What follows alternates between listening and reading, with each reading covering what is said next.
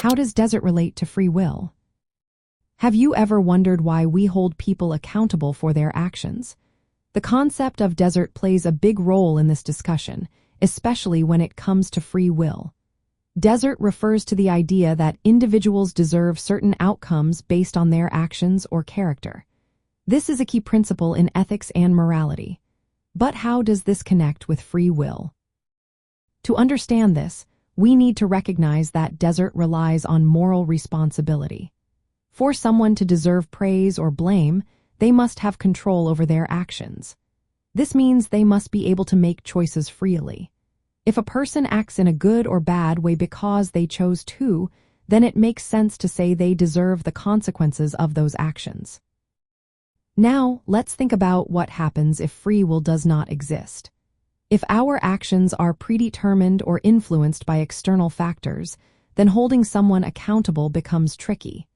If a person could not have acted differently, can we really say they deserve punishment or reward? This is where the relationship between desert and free will becomes complicated. In discussions about justice, the idea of desert is often linked to fairness.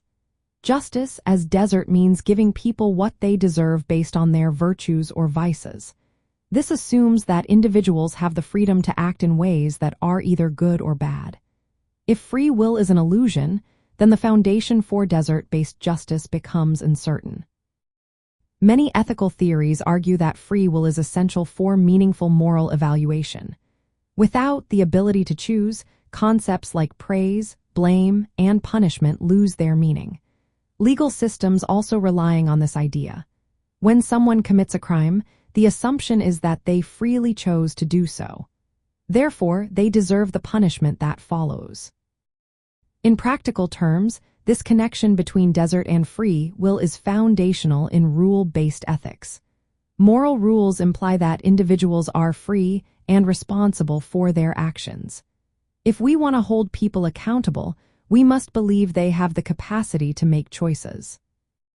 In summary, desert is closely tied to free will because the notion that individuals deserve certain outcomes hinges on their ability to choose their actions.